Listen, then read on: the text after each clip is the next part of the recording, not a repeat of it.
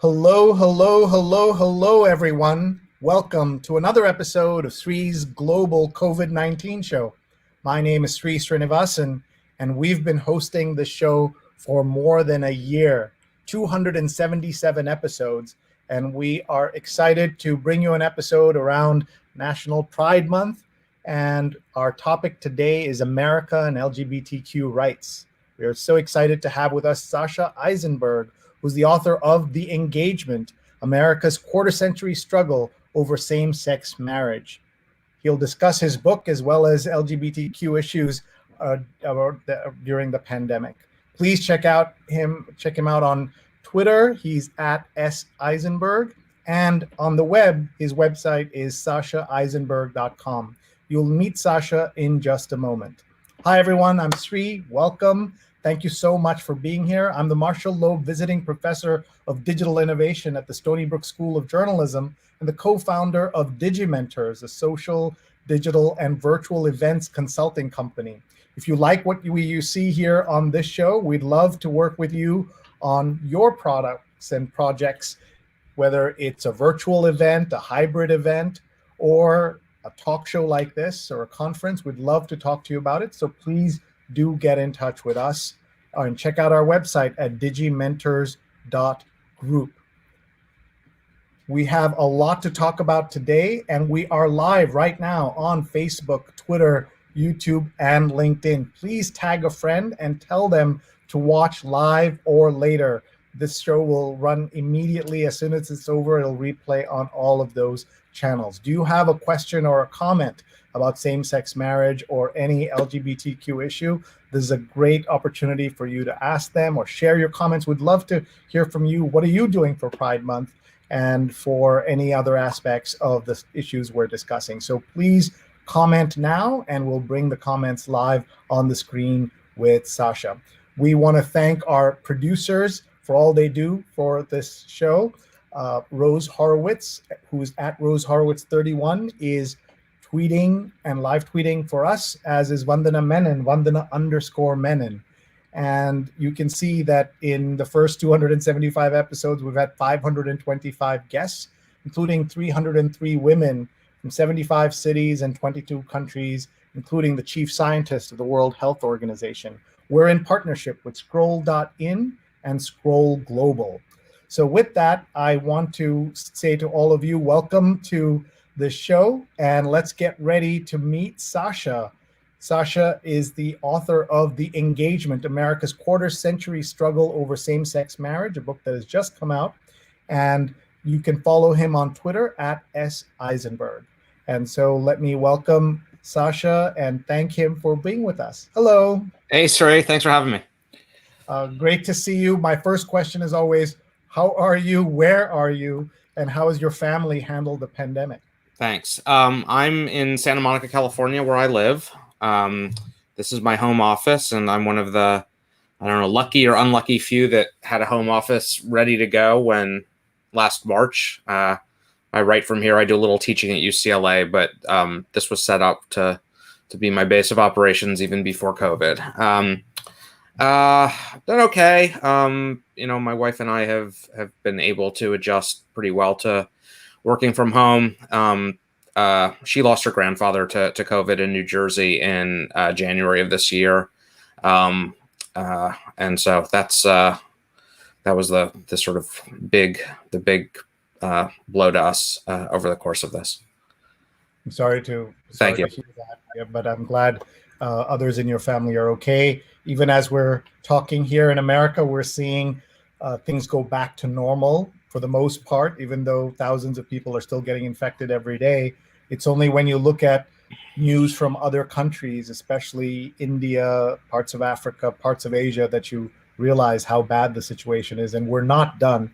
LA feels like it's coming back as well. We were so worried about LA for a long time and entire California region. And maybe later we'll talk about the fact that there is someone who is trans running for governor of California and what that means, including Caitlyn Jenner's line that it was harder to come out as a Republican compared to coming out as trans person. So we'll talk about all of that as well. So let's first talk about your book. So tell us about the book and the very unusual title and what it's all about.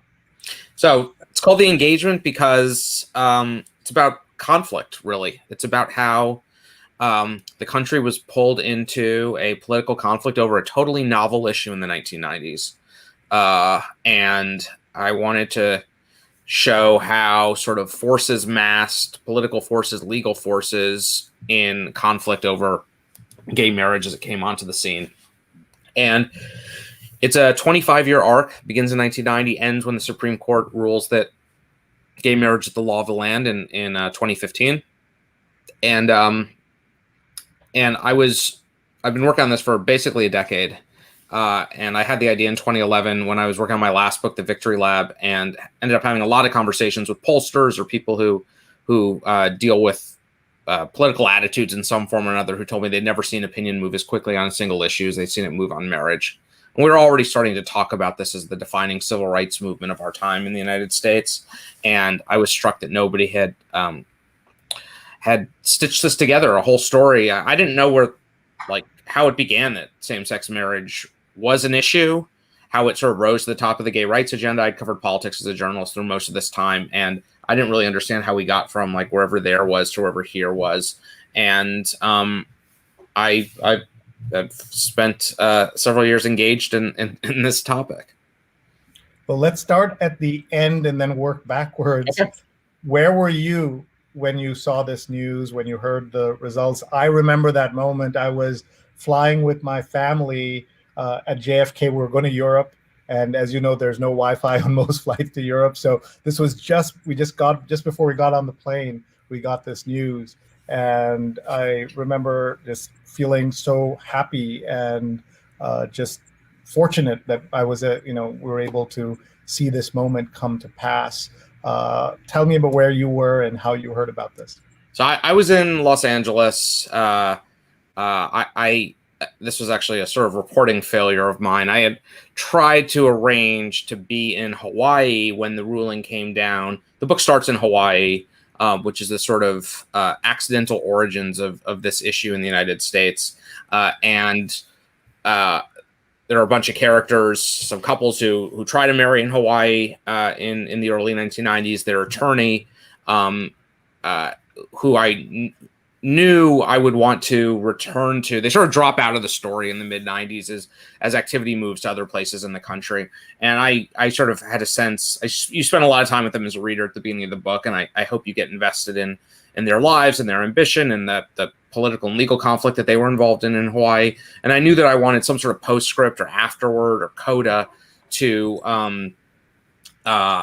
return to them.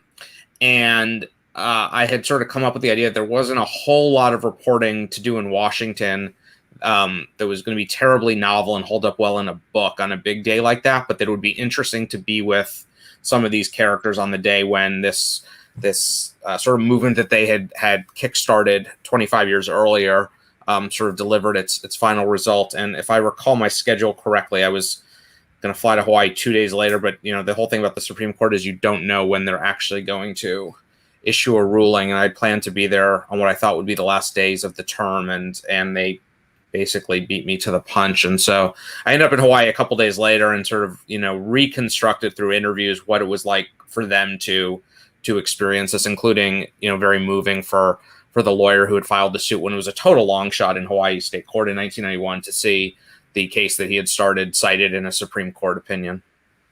Tell us about that Hawaii start to all of this, because that's what I learned from your book. Yeah. So, the book starts 1989, 1990 in Hawaii. And just to sort of set the scene, at that point, gay marriage is not what we would in any way consider a political issue in the United States. There was not a gay rights organization that had endorsed marriage as an objective. There was none of the well-organized religious conservative opposition to gay rights were fighting to deny gay people equality and liberty on a whole range of issues, but they were not trying to stop gays and lesbians from marrying. Because it was not something that was Yeah. being fought for in a major And way. it was like not even we talked. There were some people who talked about it sort of it like as an abstract question. Is this something we might want to fight for? But it was roughly like, should we send, a man to Pluto? It just like wasn't a viable policy question. And so, there was barely a politician in the United States that had been asked his or her opinion. I mean, they were being asked, should gays and lesbians be able to serve in the military? Should gays and lesbians have non-discrimination protections in housing and employment? Should gays and lesbians be allowed to serve as elementary school teachers? We were debating all sorts of questions about the place of gays and lesbians in American life, but we were not talking about them marrying. And that changes in Hawaii because of these very local factors. You meet early on a character named Bill Woods, who was like the gay activist in Hawaii in the 70s and 80s. I think like many first generation activists in any community, he was incredibly entrepreneurial. He's the guy who starts the Gay Community Center, the gay newspaper, basically the whole infrastructure of like gay Hawaii during that time he has a hand in. He's very good at getting attention for himself. He's not terribly good at playing with others, not terribly good at like maintaining alliances or coalitions. And he ends up in a, frankly, exceedingly petty fight for control of a pride planning committee in Hawaii in 1989 that will probably give PTSD to anyone who's been involved in any event planning committee. But he's already rivalrous with these two women who are running this committee because they have now launched a magazine, Island Lifestyle, that is in competition with his Gay Community News for what I'm sure, Sree, you can imagine is not a particularly large pool of print advertisers who want to be in gay and lesbian publications in Honolulu in 1989. So they already are sort of at loggerheads. And he is intent on having a parade. They just want to have a picnic. And so they give him a committee so that he can explore like the feasibility of doing a parade. He comes back with a report. They ignore the report. So he decides he's going to have his own pride planning committee. So Bill Woods is now trying to figure out how to have, not just get his parade off the ground, but to have it upstage the rally that's going to, the picnic that's going to take place. And so he invites the Royal Hawaiian Jazz Band to perform. He gets a local politician to be his master, his parade marshal. He gets a friend who's a chef and caterer to set up an international food festival. And he decides he's going to have a mass wedding at a rally at the end of this parade. And there had been couples who'd been exchanging vows in what they called holy union ceremonies at a local gay-friendly church. There was no expectation that these had any legal force whatsoever. And he thought he would do a kind of like Mooney-style mass wedding of a couple dozen of these couples on stage. And Bill Woods wasn't a lawyer, and he had no like legal strategy. And it's pretty clear from my research that he basically just misread the state's marriage statute. And he thought that there was a decent chance that these couples could actually be recognized as married by the state of Hawaii if they exchange vows. And he went to the state chapter of the ACLU and asked for them to back him up. And they did not want any part of this. I think that they saw that the legal reasoning was flawed. And I think probably more importantly, they did not want to be like working with Bill Woods. He'd already pissed off a number of members of their state board over other issues, and he just wasn't a terribly good partner in activism. And so they spend the first part of 1990 trying to basically just string him along with the goal of getting past Pride Month in the hopes that Woods will just give up on this marriage idea and move on to something else. And so they, say they're going to refer it to a staff attorney, and then they need an opinion from the national office in New York, just like slowing everything down. They get past June, and Woods is still interested in the wedding, and they still want nothing to do with him. And he gets incredibly frustrated by what he sees as their sort of disrespect. And on December 17th, 1990, he leads 3 couples into the public health department office to request marriage licenses with basically the entirety of the Honolulu press corps in tow. And his idea is that he is going to jam the ACLU by then bringing the cameras in with him to their office, and that the ACLU will feel the public pressure to back up these couples once they're getting media attention. And the ACLU still doesn't bite. And the couples are rejected. The ACLU passes, doesn't want anything to do with this anymore, still nothing to do with this anymore. And then they get handed to a local civil rights attorney, a guy named Dan Foley, who the next spring sues the state on their behalf. And a whole bunch of crazy things happen on the Hawaii Supreme Court the next summer. But in the spring of 1993, the Hawaii Supreme Court rules in favor of these couples. It becomes the first court anywhere on earth to rule that the fundamental right to marriage could extend to same-sex couples. And that's how this becomes something that Congress is dealing with, that presidents are dealing with, that starts to look viable for litigation in other states. And it was important for me to tell that story at the start of the book, not just because it sets a whole sort of cascade of events into motion, but because it wasn't coordinated. And I think the stories we often end up hearing about social movements sort of treat them as inevitable after the fact, and it's pretty clear from how this one started that no part of it was inevitable. And 25 years later is when it's becomes the law of the land. Can you tell us, just like we see Roe v. Wade is under trouble and could be circumvented in so many ways because of the Supreme Court. What danger, if any, is same-sex marriage in the United States? So I don't think that there's any likelihood that we are going to see an effort to undermine the central holding of Obergefell the way that there's been an almost 50-year campaign to go at Roe v. Wade. I think it is notable how little backlash ultimately there was to the Roe v. Wade decision. To Obergefell relative to Roe, relative to Brown v. Board. I think that that part of the history we're taught is that major civil rights decisions from courts provoke political backlash, and there has not been what we would have expected, I think, after Obergefell. And it's also why was that? Why wasn't there? I think there are two factors. I think one is the folks who were on the losing side of this were already resigned to the fact that they had lost the broader battle even before the court ruled that day in 2015. And so I don't think there was the shock that there was around some of these.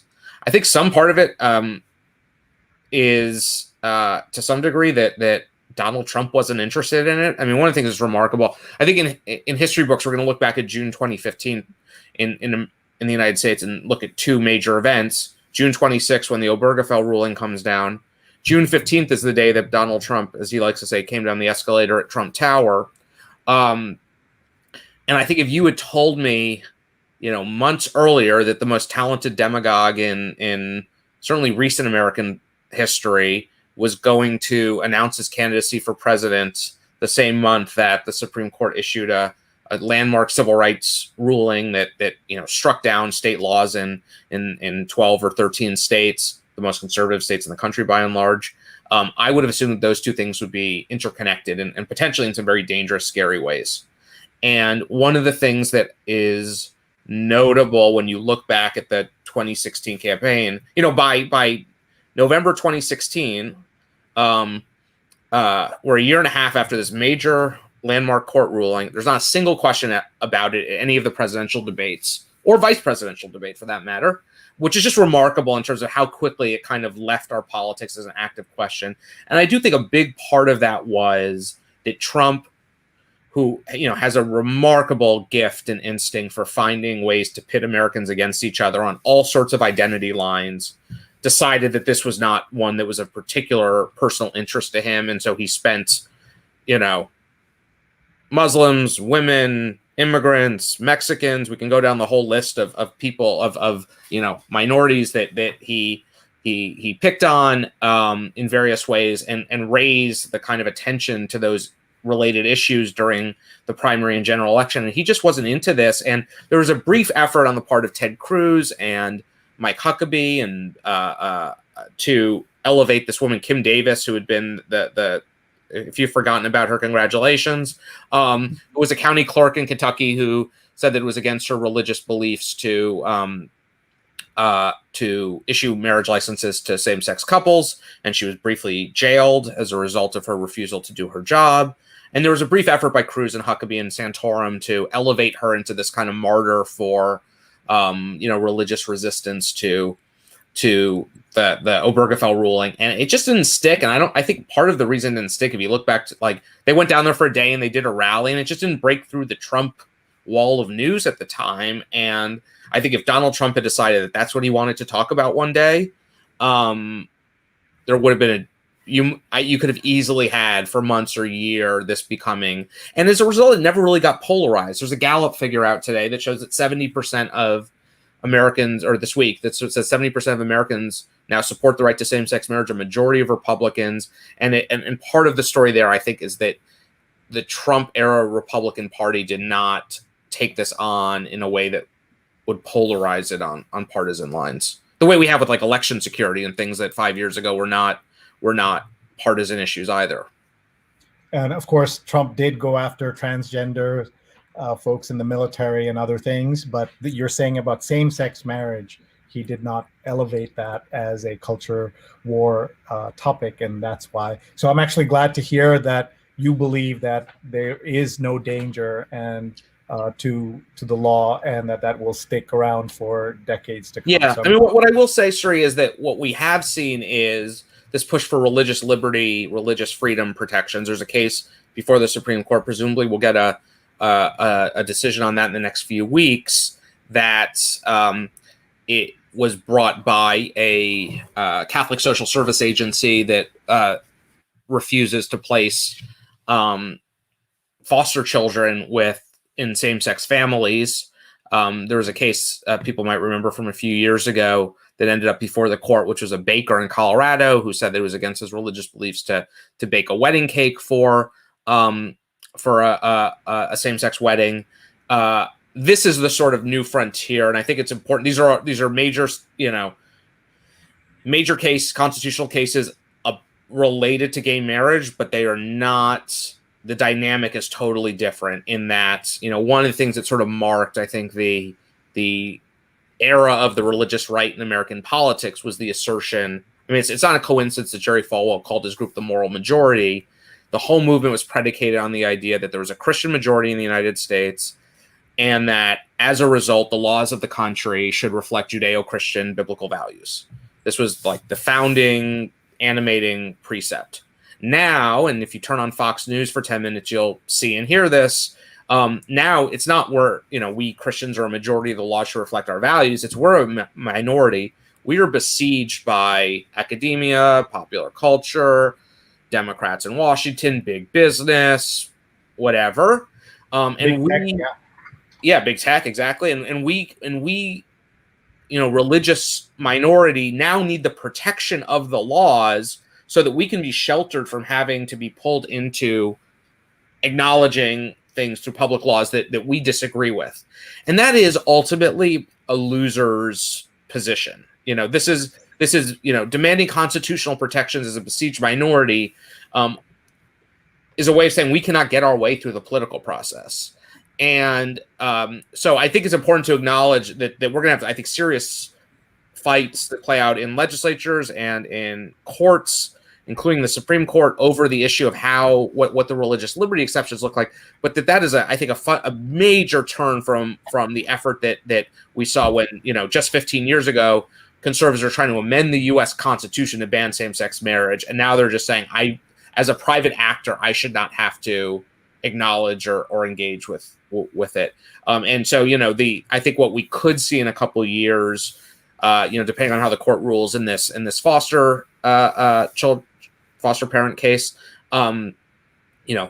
we might see something along the lines of the Hobby Lobby case that we saw with contraception a couple of years ago, where maybe you have a private employer who goes and says, it is against the religious beliefs of my owners, board, shareholders, employees, to recognize same-sex couples. So we are going to give pensions and dental coverage to the spouses of opposite sex spouses of our employees, but we're not going to give them to same-sex couples, and see what the court does to something like that.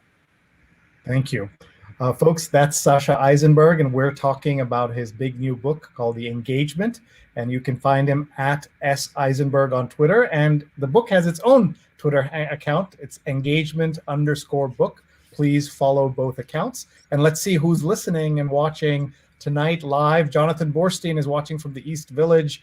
He has watched 277 episodes of the show. So Jonathan, super grateful to you. Stephen Kaplan says, happy Pride Month, and is watching from Ramsey, New Jersey. Welcome. Rajni is watching from Toronto. And Rose Horowitz, one of our producers, is watching from Connecticut. She's live tweeting at Rose Horowitz 31. Please check out her tweets and share them. Apollo is watching from Montclair, New Jersey. He's a former guest on the show talking about life in Las Vegas when he was there. And Rajan says, I have an early morning plan, so I'll watch the replay. Strength and blessings to all. Thank you. Daryl's watching from Little Guyana, Queens County, New York. And he's having sushi for dinner. What are you having? Well, I've already eaten some rice and curry. I know that we're between Sasha and his dinner, so we're going to keep this lively and entertaining and try to keep him from getting too hungry. Aparna is watching from WeHo, or West Hollywood, arguably the country's pride capital. Is that? I think that's fair to say. Places yeah. So actually, one of the little things that comes, hi Aparna, I'm not far away in Santa Monica.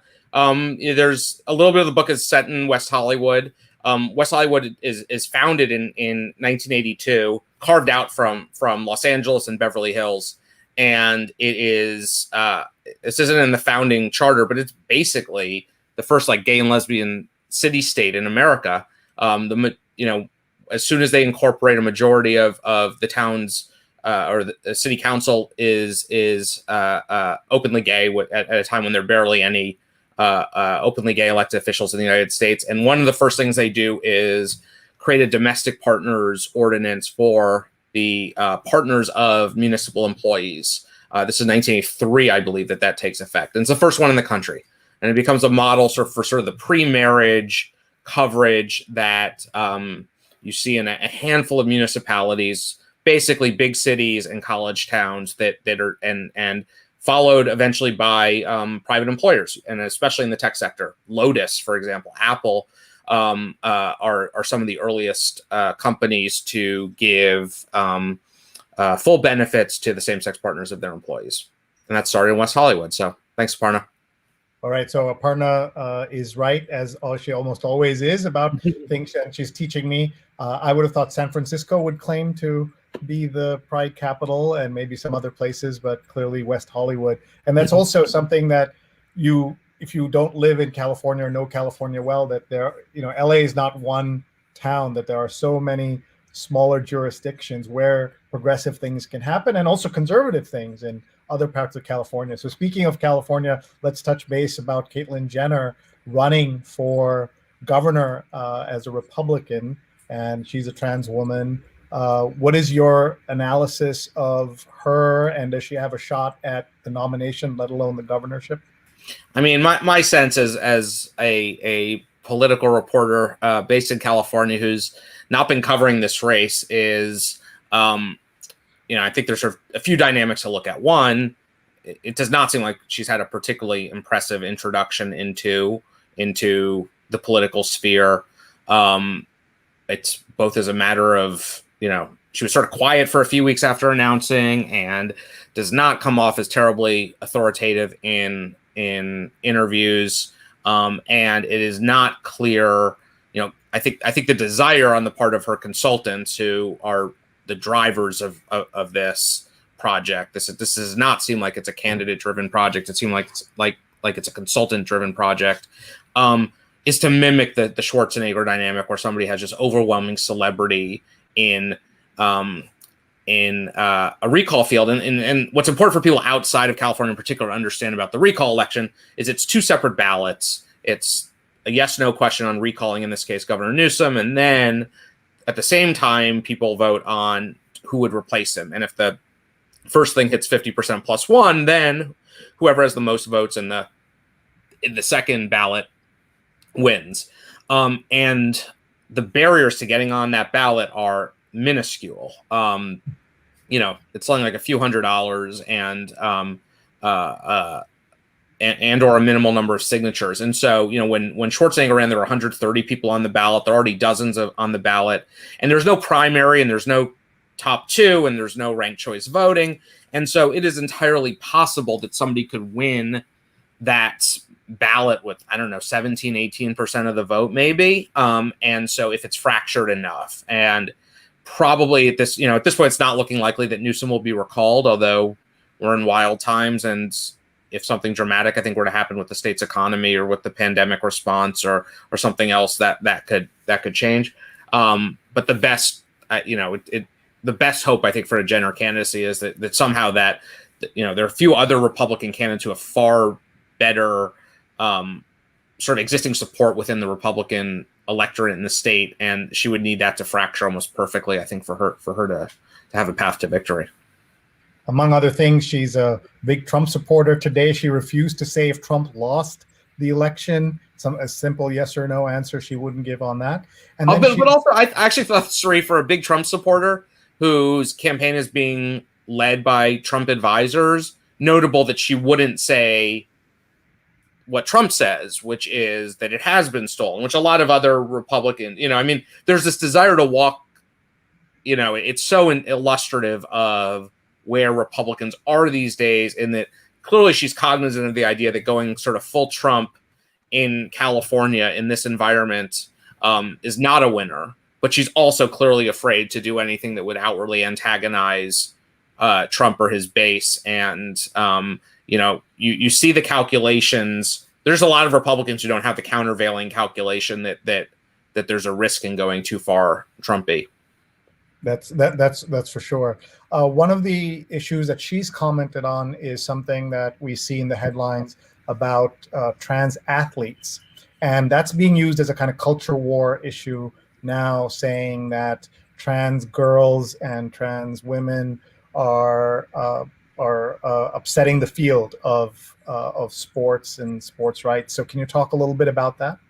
Yeah, this is something we saw. This sort of goes back, another part of why there wasn't a backlash to Obergefell, is that the folks who lost the marriage battle saw that coming, as I said, and very quickly pivoted to trans issues. And a lot of the political infrastructure that had been built to fight against gay marriage pivoted even before the Supreme Court issued its ruling in Obergefell to fighting on trans issues. And a lot of that, I think, was just pure political opportunism, that they saw that the polling on trans issues was a lot more like where it was on same-sex marriage 20 or 30, 25 years ago. And that they could go from an issue where they had fallen into the minority to one where there was still majority support if they framed it the right way. And so there's been this sort of desire to go on offense on transgender issues. It has taken a few different forms. Questions about whether government should ban or fund, or healthcare systems should support transition therapy, about whether non-discrimination protection should be expanded to include trans folks, whether desistance stuff procedure should be banned. But it seems like the sort of political orientation is that the best issue to fight on is a sort of protection of single gender spaces that were created, single sex spaces rather, that were created, girls' schools, girls' sports in particular. It's probably wise politics for them to go there, because you have a kind of existing constituency that can be led to want to believe that they need to defend the status quo, even if there don't seem like there are actually a lot of cases of conflict between trans female athletes.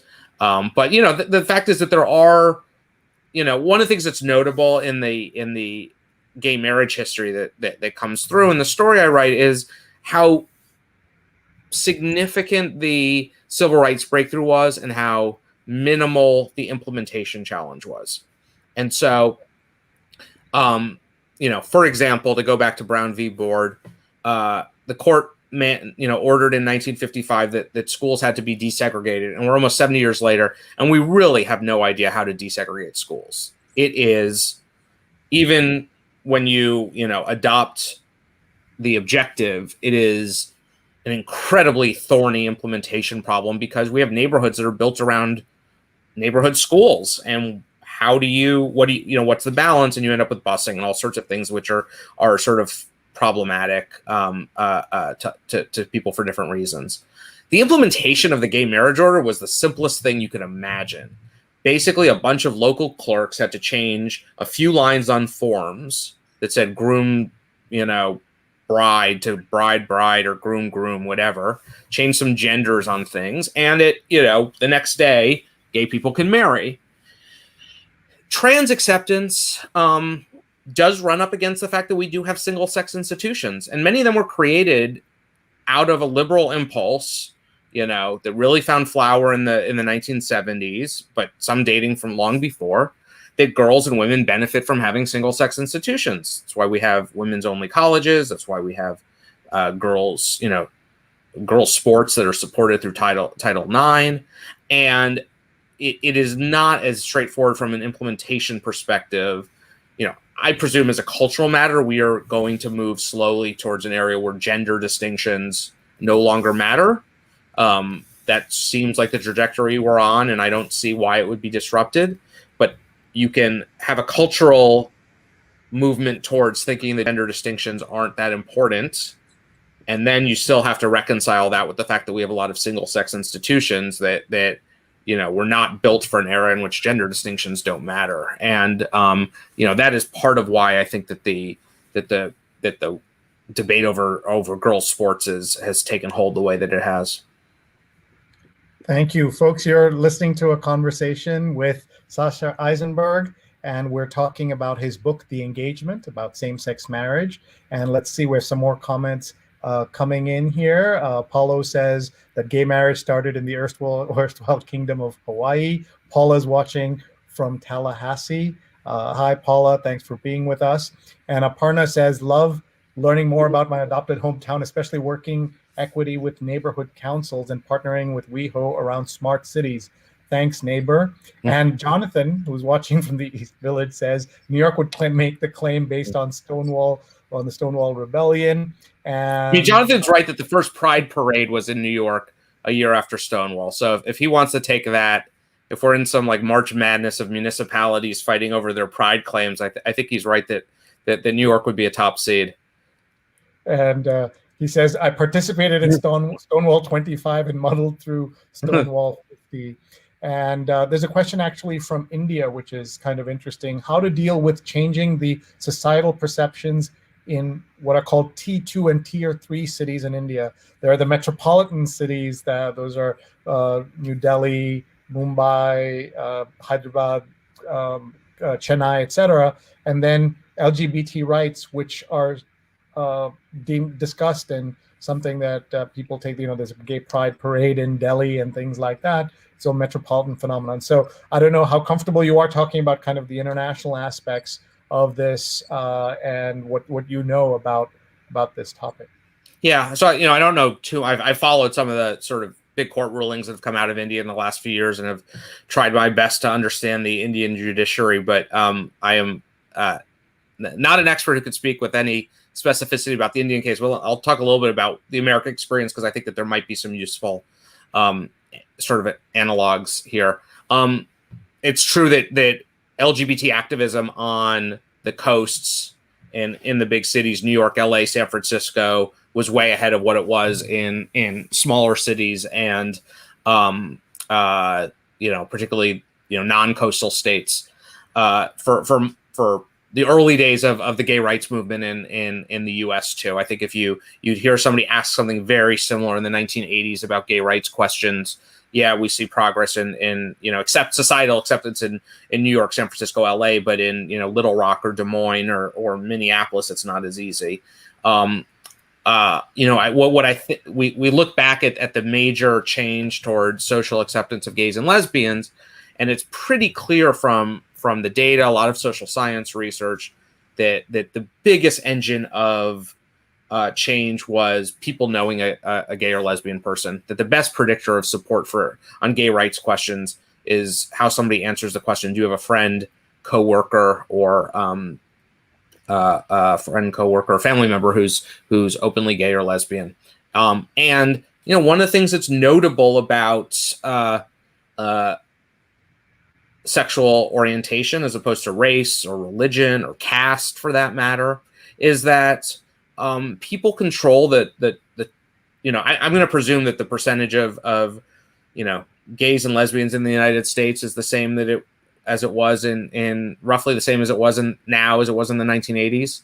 Far more people are public about it, and I would probably venture, this is way outside my biological expertise, that maybe the percentage of people who are gay or lesbian in the United States is the same as it is in India or in Pakistan or in Botswana. But clearly, people are, due to cultural, social, political factors, are currently more comfortable publicly identifying as gay or lesbian in the U.S. than in some of those other countries. And but unlike race, religion, people can control the conditions under which they acknowledge, disclose, announce that they are gay and lesbian. And it's clear that coming out has a huge political power. It's not just a matter of people self-actualization or individuals sharing their truth with the people that's dear to them, but that it has a real impact, a persuasive impact on the communities around them. Once people know gays or lesbians, they basically just view issues related to gay rights and equality differently. And this is not, this does not make it any easier to be the first or the second or the third person to come out as gay or lesbian in a community that is unfriendly to them. And I don't want to seem flippant about that. But I think we probably have reason to believe, a reason to suspect across cultural contexts, that as people come out, the circles around them will become familiar and accepting. And so, that is a remarkable, if this were a political, if this were a tactic that you could sell, coming out is more effective than any TV ad or organizing campaign that's been launched at any point. And so if people can, sort of harness the power of familiarity in their own circles, even in communities that don't have pre-existing kind of societal comfort or gay infrastructure of any kind, I think that will lead to opinion change. But, part of my story is that this was incredibly quick on gay marriage. In 25 years, we go from this not being an issue to a victory at the Supreme Court. But, 25, 30 years on the lives of individual human beings is a very long time. And so, I think that it's important to recognize that some of this change, will there are ways in which you could try to accelerate it, but some of it takes time. Well, that famous line about the moral arc of the universe, it's great that it will get fixed eventually, but what about me now and where we are today is a question a lot of us have. We only have a few minutes left with Sasha. We're talking about LGBTQ issues and his book about the battle for same-sex marriage. Vandana, who is watching from Hyderabad, and Sasha knew that Hyderabad is a city with great biryani in India. Vandana says, by keeping trans issues focused on girls' sports and questions of gender, we're distracted from what's really important, which is the political fight for equality. So talk a little bit about what are some of the lessons from the battle for gay rights and especially same-sex marriage that apply to other political rights, civil rights issues, especially as we feel now that voting rights are under such great pressure. What are some positive lessons or warnings from the battles for same-sex marriage that we can learn from? So I think one aspect which sort of builds on where we were a second ago is that there are ways to and certainly on the trans question that this applies, and maybe there are ways to do on voting rights too. But there are ways through political tactics to kind of accelerate the process of personal familiarity. I do write about, advertising and organizing campaigns that emphasize volunteers having these really open, heartfelt conversations with strangers in an effort to change their opinions on the gay marriage question. And in that case, the goal was explain why, we're talking the sort of 2010, 11, 12 period, that there was a strategic need to basically communicate with a persuadable audience reasons why gays and lesbians wanted to be married. A fair number of people had sort of come around to the idea that they deserved equality and fairness under the law, but they didn't actually understand why gays and lesbians wanted to be part of the institution of marriage. And, I think that, and so campaigns started changing their advertising. They started featuring gays and lesbians in ads, which they had not been doing before by and large. Started having their straight family members talking about gays and lesbians just want to, my nephew Jim wants to be with Rob for the same reasons that, I want to be with Edna or something like that. And then people try to replicate this at the doorstep and on the phones. And I think that people are trying to do that with trans questions. To open up conversations with people who might not have personal familiarity with trans folks to understand, and in this case, why girls want to be able to play sports with other people of the gender that they identify with. So I think that there are some sort of tactical lessons that can be adopted here. In the chat, I think it was Vandana wrote that an objective. I think that yes, it would be.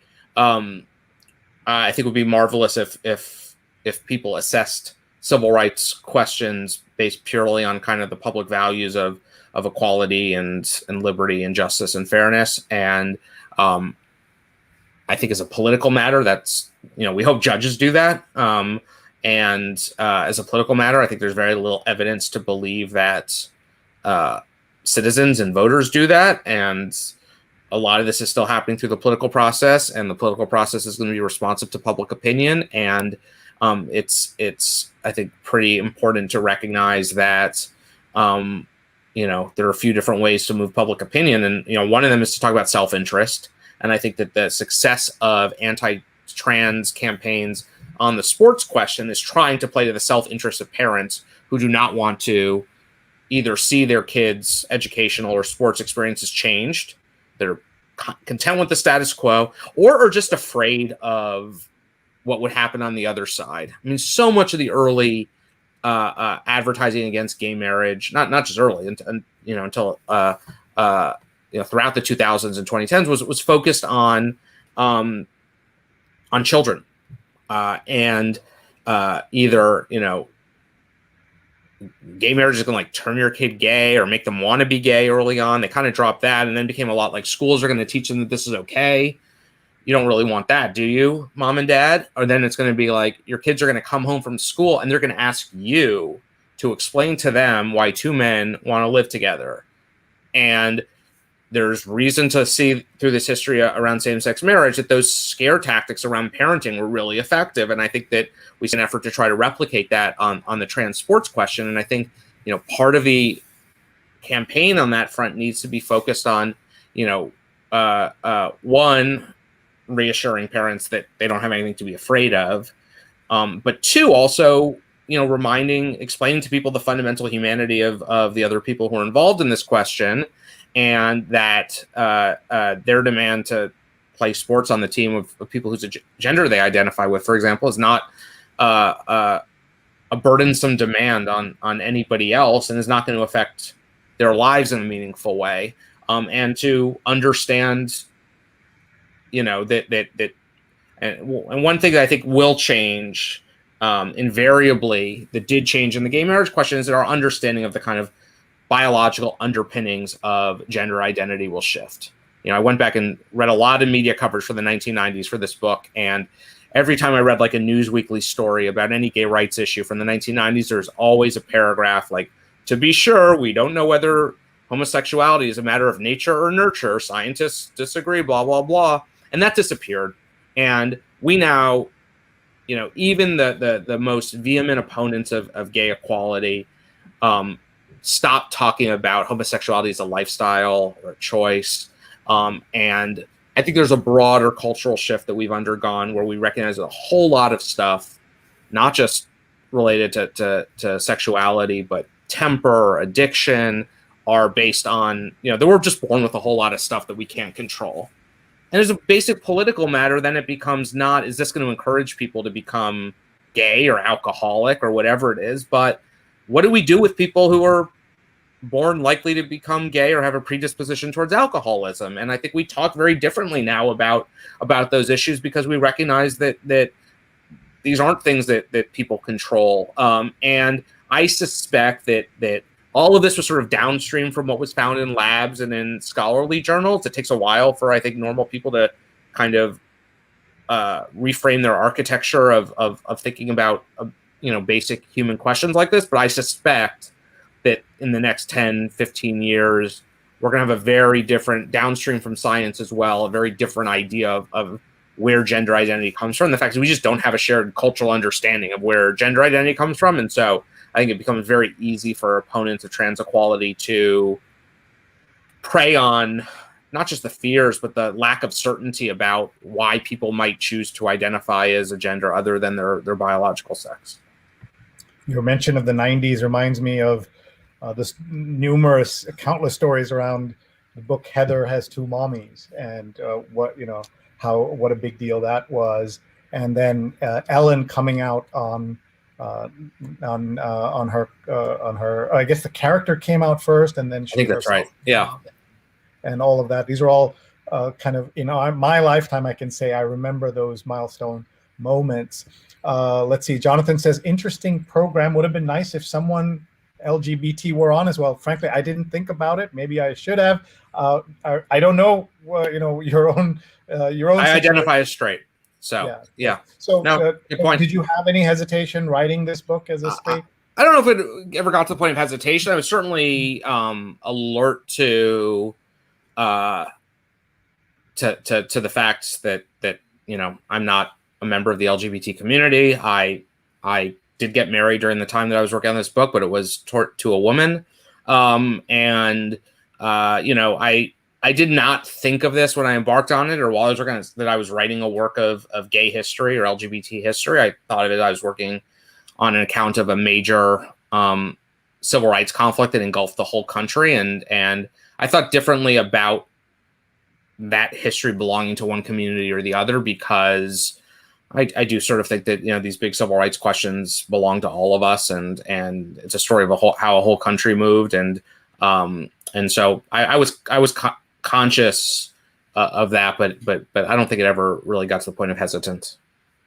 Can you, before, as we start to wrap up here, your thoughts on use of pronouns, and how do you think that's going to evolve, and how is that tied into how people perceive when they look at somebody and they have to decide, what they should be called, how people identify themselves? Can you just touch upon that, please? Yeah, I mean, I don't have any, particularly deeply held opinions. One thing that's really interesting about the history I've written is, you see kind of the debate turn at the end of this towards the trans questions, as we talked about. But one of the things that's remarkable is that a lot of trans people were able to marry the person that they loved, even when same-sex marriage was illegal in their state. Same thing is true of bisexuals. This is, the same-sex marriage thing was specifically a concern of gays and lesbians in this broad coalition, and less a concern of bisexuals and transgender people. And so, I come at this as a civilian who knows trans folks and sees it as important to show basic human respect for people, and calling people by what they want to be called by seems like that's part of it for me. I suspect, as somebody who, my view as somebody who deals with words for a living, that it seems like kind of unwieldy to be in the kind of pronoun environment we're in, and we'll just get rid of gendered pronouns in our language sooner rather than later, and solve it that way. If you made me take a long bet on what we're doing with pronouns in 2030, I would bet that we're, closer to some other languages that just have a third person singular regardless of gender. So I think on a lot of, there are big political and legal questions like how do you change the institution of marriage, or what do you do with single sex colleges, or how do you write non-discrimination ordinances into the law? And that stuff is tough. I mean, it's tough as a legal matter. It's tough as an implementation matter sometimes. And then there are things that are just matters of basic human decency and courtesy that are done at the individual level that aren't difficult. To get them to take effect society-wide, it can be slow and unwieldy, but those are sort of the easy things to do. And I sort of think of pronouns as something in that category. As someone who is, I'm 50 this year, that's one of the things that I've had to work on in my lifetime, or in the last few years. Something that, I grew up at a different time, and I have to explain that to my kids all the time. Apollo says another milestone was Dennis Rodman in the 1990s, and Apollo says Elin Harris's books were also important in that decade. Diana says, great show, thanks for bringing this topic to the forefront, LGBTQI ally here. And I'm going to give Sasha a moment to prepare to give us a final thought, including why, if this is such a settled matter, it's worth reading the book, and what else is in the book that people will learn. But before we do that, I'm just going to do a couple of quick announcements and then come back to him in just a moment. So thank you all for watching. A couple of other things we're working on that coming up. This Saturday is the penultimate episode of my WBAI radio show here in New York City, a progressive radio station in New York, a show called Coping with COVID-19, a helpful, hopeful call-in show. And after 55 episodes, it will be stopped. But our 54th episode is with Professor Jamila Michener, who's at Poverty Scholar, and she'll be talking about economic and racial inequality and other aspects of the pandemic. A call-in show, noon to 1 p.m. Eastern time this coming Saturday. So please join us for that. And Sunday morning, we are celebrating the 50th anniversary of the Pentagon Papers, and Pulitzer Prize-winning former New York Times reporter Hedrick Smith, who worked on the Pentagon Papers, will be with us. He's also a big expert on Russia, so we'll talk about the Putin-Biden meetings coming up. And we read the Sunday New York Times like crazy people every Sunday morning at 8:30 a.m. Eastern on Facebook, Twitter, YouTube, and LinkedIn. And Diana is one of our devoted listeners who wakes up at 5:30 in San Francisco in the Bay Area to listen to us. So 8:30 every Sunday, we read the Sunday New York Times. And right after that, we have a fabulous show called She's on Call with two surgeons, Dr. Sujana Chandrasekhar and Marina Kurian. And this time they're talking all about teeth, and two dentists will be joining them. That's at 11 a.m. at She's on Call, produced by Vandana, Rose, as well as Julia Week. So please tune in for those. So now we're going to go back to Sasha Issenberg for his thoughts on his book and to help us end the show. So back to you, Sasha.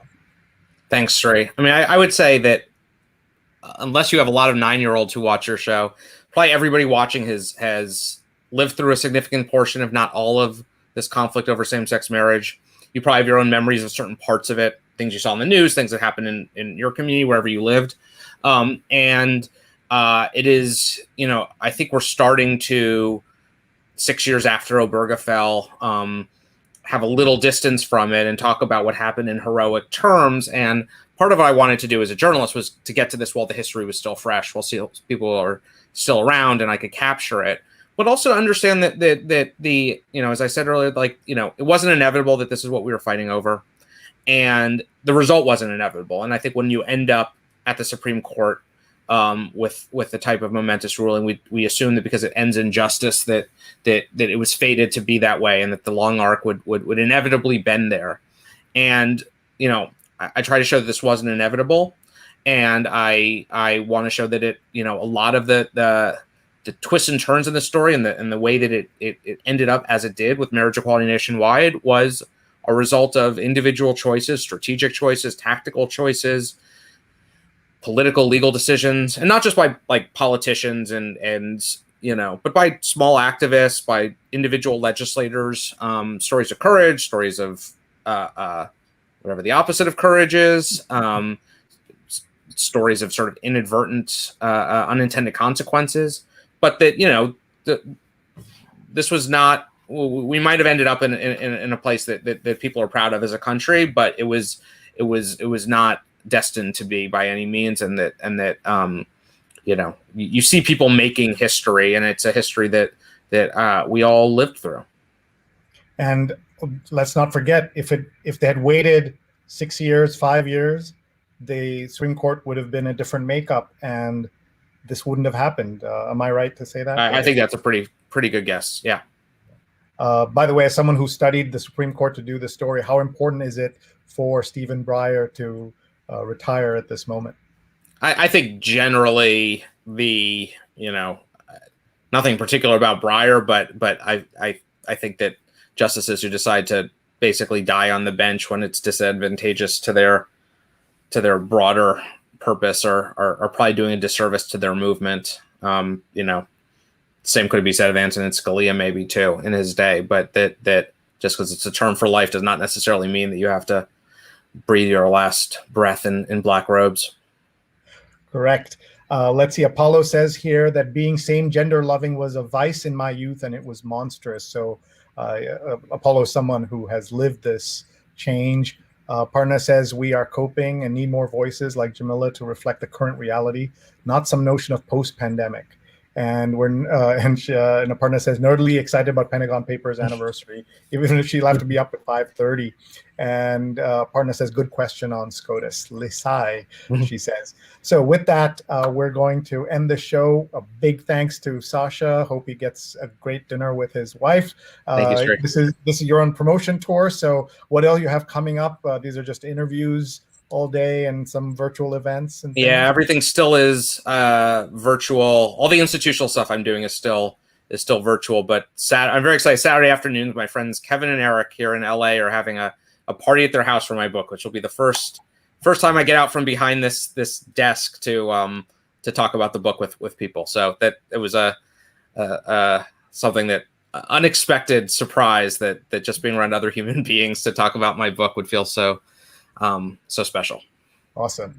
Congrats on that. Congrats on the book and the great reviews you've gotten. And everyone, please check out his book. It's called The Engagement, and you can find it at engagement_book and he's at S. Issenberg. So thanks very much, everybody. And we'll say good night. Thank you.